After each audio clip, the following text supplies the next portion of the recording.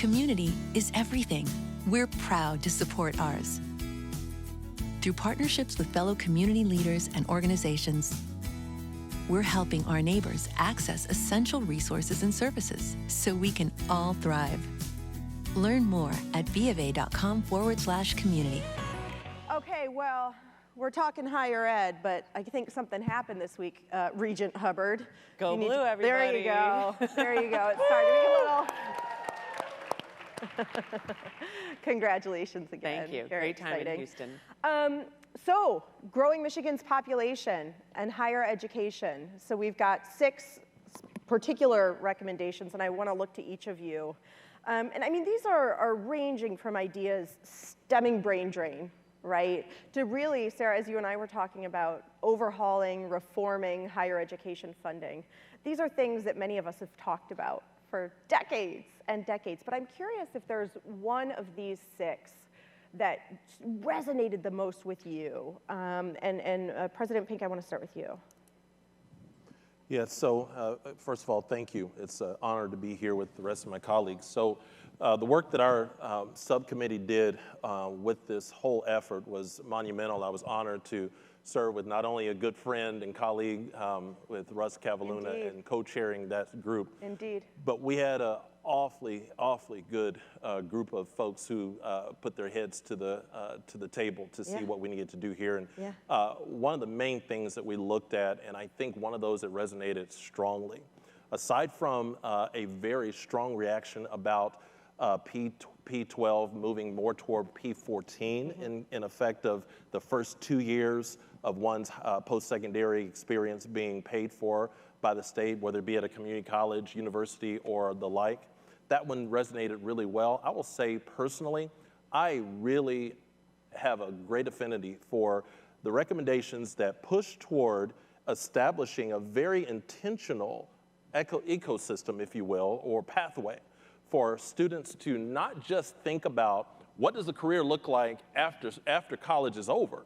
That needs to be a conversation of while they're in college. They need to be connected to create ecosystem where they are connected to employers while they're in college, even dipping down into their K-12 experience in terms of understanding and being exposed. We talked a lot, and in those recommendations, you see where we want to make sure that there is alignment when it comes to higher education and the business and workforce communities, so that a student doesn't think about once I'm done with college, it's while I'm in college, I am already understanding and making connections with good companies for good paying jobs, so that once they finish with us, go Bulldogs, they automatically know what that looks like in terms of what those career possibilities are while they're in college, and make that transition so it's not something new at the end of college. They've been doing it all along.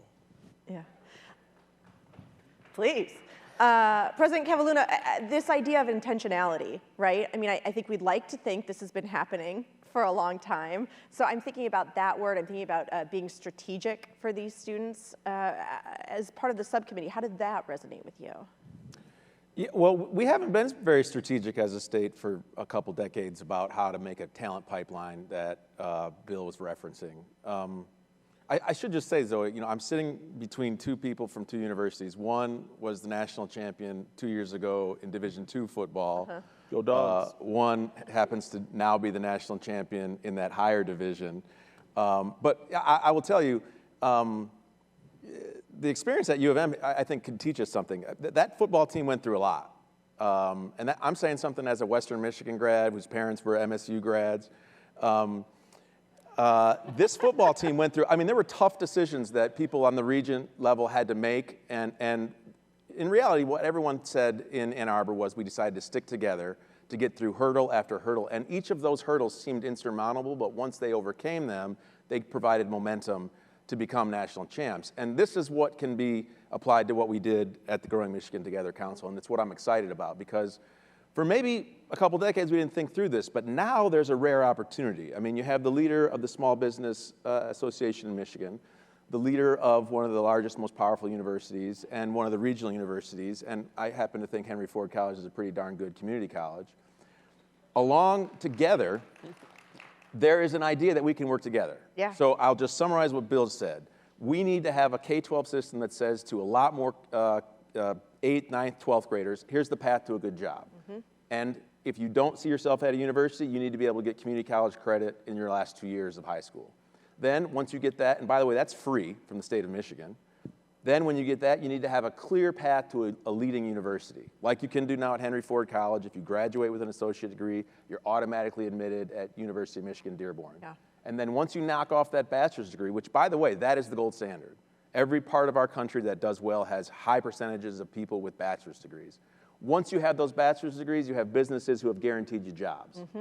And then what we'd really like to see is for the state of Michigan to add kind of the cream on the top there, which says, by the way, if you stay here for 3 years and pay property or income or some types of taxes, we're going to give you a credit on that. Yeah. That is the intentionality that I think we can build as an estate. And I'm excited about it because this Growing Michigan Together Council showed that there were disparate voices from geography and backgrounds that have agreed, and the playbook's there for the legislature and the executive office. Yeah. So, I mean, Regent Hubbard, again, we're talking about these strategic relationships in some cases too, and really folks working together. I'm curious, as the University of Michigan, what does that look like when you're thinking about that relationship with community college, particularly when we're thinking about what the recommendations look like and what the relationships in the future need to be? Yeah, I think it's incredibly important that we have those strategic relationships with community colleges. We also, of course, have relationships with U of M Flint and U of M Dearborn, where a number of our partners are there. But having those relationships and finding those pathways for students to go from there to Ann Arbor is critically important. I'd say also related to the recommendations from the council, I think this issue of funding is critically important. Universities, public education in this state, higher education in particular, has been woefully underfunded for a long time at the state level from the state legislature. But that by itself is not the reason to go back and say we need more money. We really have to communicate the value proposition to our policymakers and explain to them why funding higher education should be such an important proposition. And I think we have that value proposition in our universities and community colleges across the state. We're just not always speaking the same language as those who are appropriating the funding. And I really hope that we can use this platform of the report to go back and say, okay, let's pull together colleagues across the state. Let's look at how we redo that funding formula so it focuses on a lot of important outcomes. And I'm not saying what those outcomes should be, but what they are that make the most sense to each university and each community college, and then drill down and explain that to our funders at the state level about why it's important. This is just we haven't made the case properly. This is a two-way conversation, and I think we have to get back to that. LG, I'm curious about your thoughts. Having spent a minute or two with all things higher education funding, has the case not been made? Yeah, there's and I should probably disclose also, I'm a trustee at Oakland University, in addition to my professional. I love all these shout outs. This is great. Yeah, well, I mean, OU deserves a bigger shout out actually than what I just heard. Ooh. Brian Calley throwing down audience. So let me, but let me say, in terms of this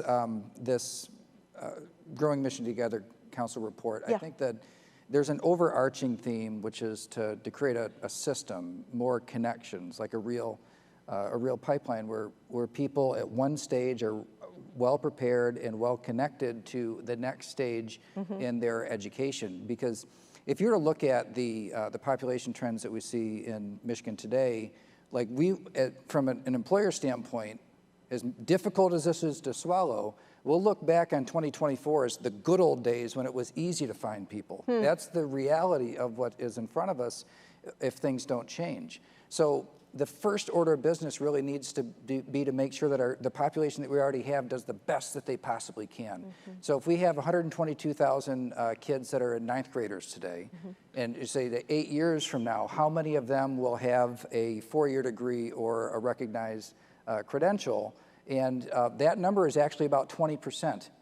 Because if you go through 85% of them will graduate high school, and about half of them in the first 6 months will go on to college. And then at that point, how many of them will make it through college in 4 years? You see how that pipeline gets smaller and smaller. The more that we can do to ensure that kids in high school start college while they're in high school, that they know exactly how those credits are going to transfer, that they really start believing in the idea that college is for them.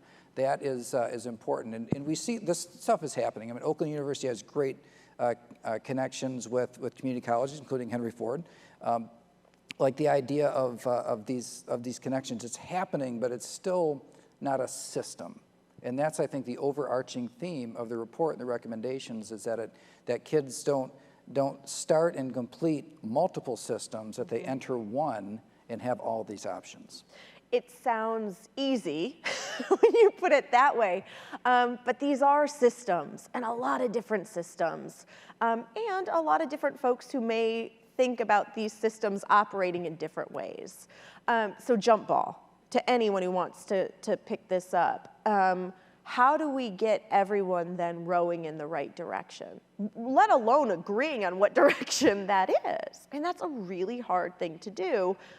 You have this report then, but then what are those next steps? Yeah, I'll jump in on there. So next steps have to be, I think, very, very intentional and very well thought out from the perspective of, you'll notice in that report, in the final report, how many times in that report it talks about assemble a task force, assemble a group of people, you'll see that so many times. There's a lot of sense that makes, because I think one of the things that I've seen efforts like this similar that are focused on change, focused on really making some shifts, but a lot of times, not only do you not bring folks to the table, sometimes you don't bring all the right people to the table. So part of this has to be, and one of our recommendations talked about, bringing those folks into those conversations who are truly not only the decision makers, but those folks who are at the grind on this stuff on a daily basis, right? So when you talk about from a higher ed perspective, with community college, with universities, I love, one of the reasons why I felt so comfortable leaving as president of Grand Rapids Community College to Ferris State is because of the relationship with community colleges and how that relationship, so if I look at that as a microcosm to blow that out a lot bigger, it happens because of that intentional connection, the intentional connections between our university and those community college leaders, faculty, all the way. Faculty all have to be involved to say, how do we get this? How do we dig at this in a way that truly starts to create those bridges of articulation, those bridges of transfer? It has to be that intentional to bring those folks to the table. I think what we're talking about here is even more of a macro level of bringing those leaders to the table to make sure policy and procedure is laid out to make these processes smoother so that those type of transitions happen and can happen smoothly. But if we don't bring folks to the table to get this done, it'll just be another piece of paper on someone's shelf. I just point out that table needs to include the business community. That's exactly right. This can't just be the higher ed community talking to each other. It needs to be the small business community, the Detroit Regional Chamber community, because we need to align those things to each other. And we've heard that over and over today about how workforce training needs to be aligned to workforce needs. And we can't have that discussion in a vacuum without including those employers. If I'll just jump in. Please. If we don't have business in on those conversations, that is a futile operation, a futile exercise. Because our businesses at our universities, they help us know what that education needs to look like. And if all we're doing is putting our heads to the table and saying, here's what higher ed, that never works well. We have to have our business partners in from start to finish and all the way through. That's the only way it works well. Fully agree. Brian, we're talking business. I mean, is that what you're feeling like? Yeah, with employers, more than I've ever seen, they want to be at the table and engage, and it is going to take intentional action, really invitations to the table, because it hasn't existed in the way that we're talking about here, where input from the business community is informing what's happening in education in a meaningful way. There's been some of those types of discussions in the past, but in terms of it for really to inform the educational experience, that's still a fairly new concept in terms of making it a reality. And I think there is more willingness and interest, but it also suggests that it's going to be a two-way street as well, because there's so many things that are happening in universities, particularly at the research universities here in Michigan, that could inform what people in business are going to need to know in the future as well. It's a very symbiotic relationship. Well, and Russ, you and I have talked about this. I mean, Henry Ford is literally doing something, having some conversations about like, hey, what degree program should we have? Because we know this pool of jobs are going to be out there. Yeah, higher ed deserves some of the blame here, and we've been trying to fix that. So for a while, we thought we would produce something, whether it's an associate degree or a certificate or a bachelor's degree, and we would let the world bend to what that meant. And for a while, that worked. Worked for my parents, worked for me. But what Brian's talking about is the future of higher education, and it's what we just did with Core World Health, where you go to an employer and say, look, help us build the curricula that has the skills that you need in the human capital to operate your business.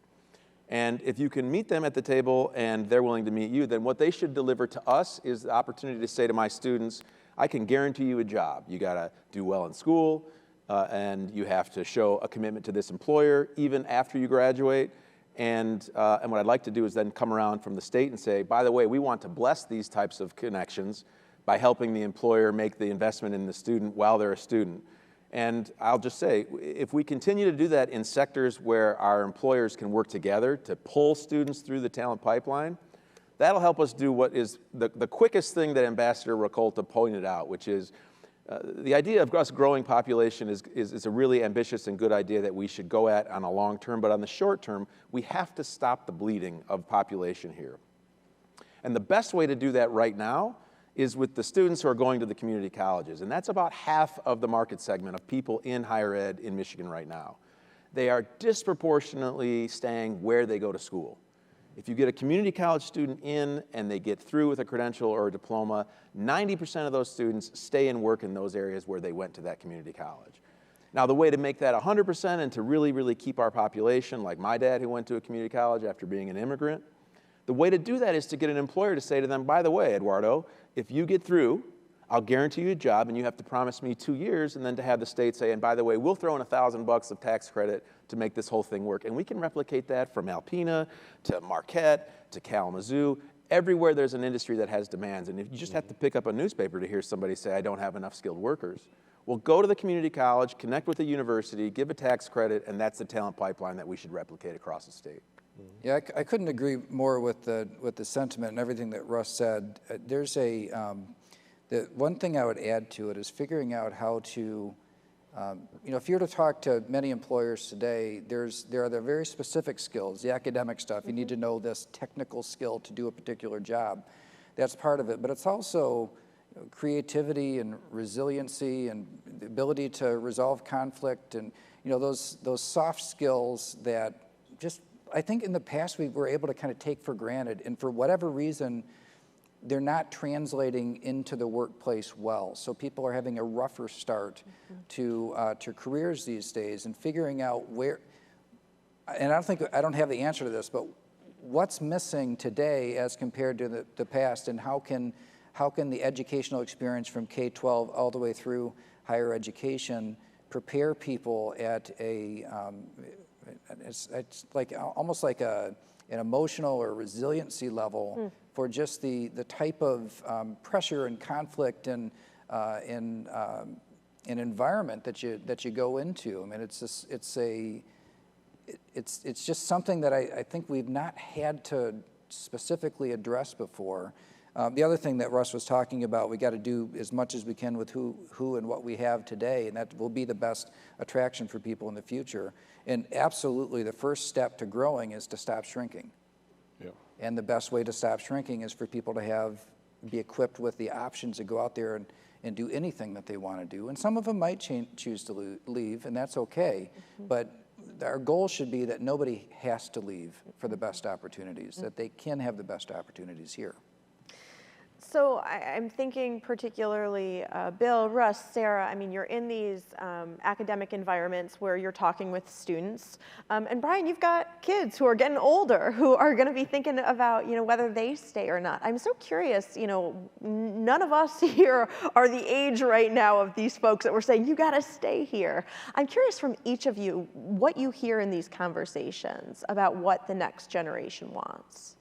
I mean, I talk to students quite a bit, and plus I think it's fairly obvious. They want great jobs, and we've got to be able to offer them great jobs in this state for them to stay. It's the symbiotic relationship between education and the business community. Again, sure, people are unhappy that we don't keep more of our graduates in Michigan. We have some of the best graduates in the world, and medical professions and law and all sorts of different social sciences and all sorts of places, and they're going to go where the market takes them, and we need that market to be here. Yeah. That is what's incredibly important. They're not just going to stay here just because. Yeah, yeah. I fully agree. For us, when I talk to students, and I talk to a lot of our students on campus, and I always ask, where are you from? Are you one of our in-state or are you out of state? For our in-state students, I always then say, are you going to stay? Once you get that degree done, are you going to stay here? Yeah. Now, sometimes if I ask them that in this time of year, sometimes it's not as popular of a question. Ask them in September, October, I got it.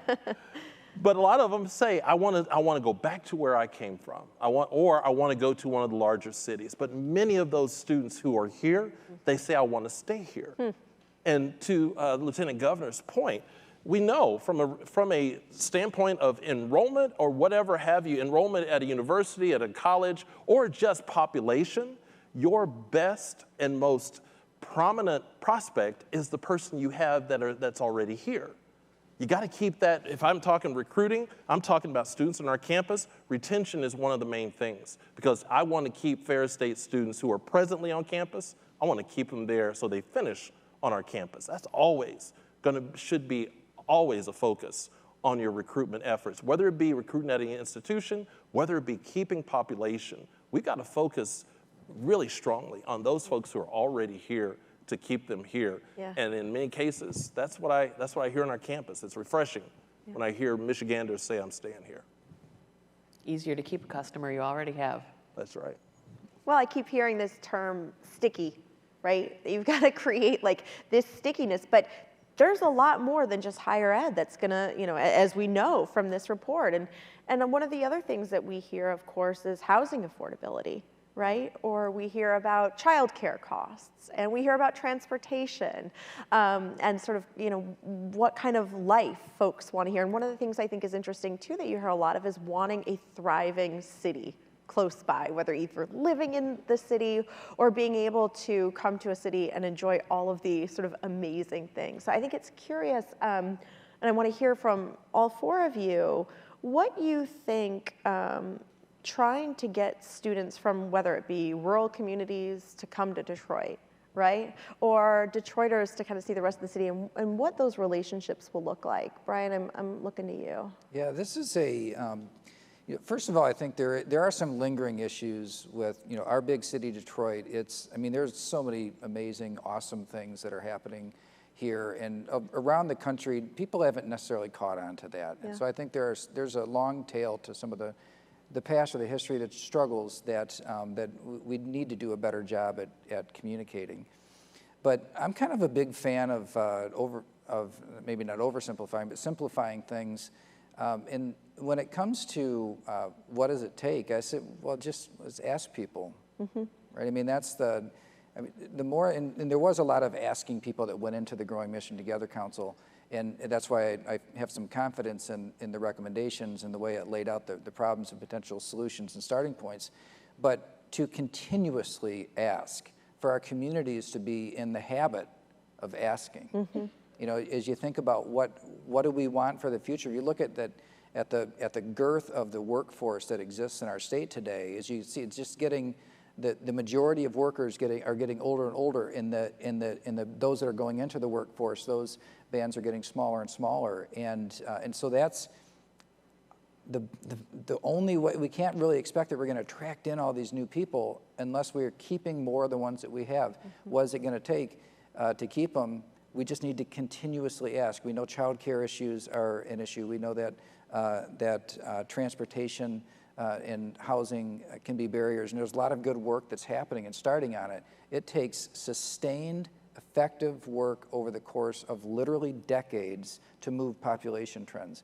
And that's, if there's one big fear I have out of this work that starts with the Population Council, it's the expectation that you can do these 10 things and it'll turn around the population. Yeah. It just trends, it just won't. It is gonna take so long, so you have to consistently do things well over a long period of time. Well, we've only got a couple minutes left, and that's really I want to end, is what the takeaway is going to be next. Like, what needs to be done next?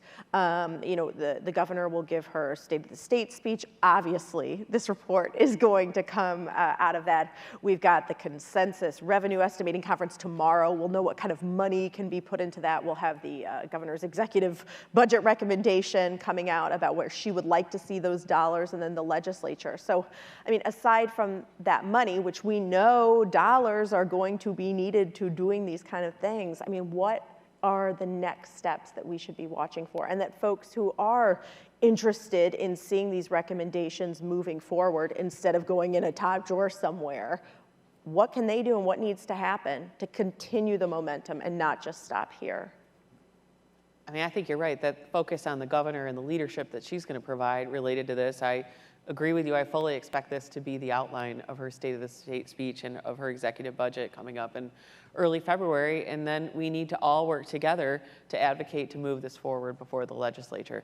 It's not going to happen this year. It may happen in pieces, but I think keeping this front and center before the state legislature as they pull together the budget. We know there's a little bump in the road as far as when they're going to be able to work here over the next couple of months, but they're going to get it done. And this has to be something that we all take our opportunities to educate policymakers on the importance of these goals that have been identified in the report. You know, this works. Legislators need to hear from all of you, and this is the kind of thing that here we have the roadmap. Let's just work with them to get it done. Yeah, Russ, 30 seconds. Yeah, what needs to be done? Roads and transportation is really hard. They did great work. I support their recommendations. K-12, really hard to reform. I support their recommendations. Jobs in place, great.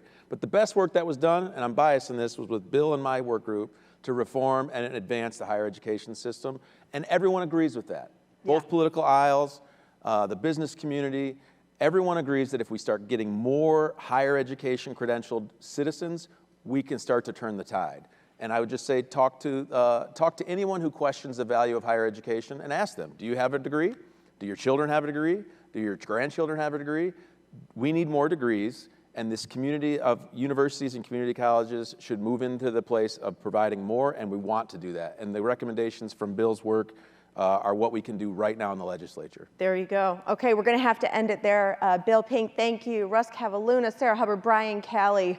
6 recommendations for higher education. Really wonderful to talk to all 4 of you and get your insight. Thanks so much. Thank you. Thank you. Thanks, everyone. Community is everything. We're proud to support ours. Through partnerships with fellow community leaders and organizations, we're helping our neighbors access essential resources and services so we can all thrive. Learn more at bofA.com/community.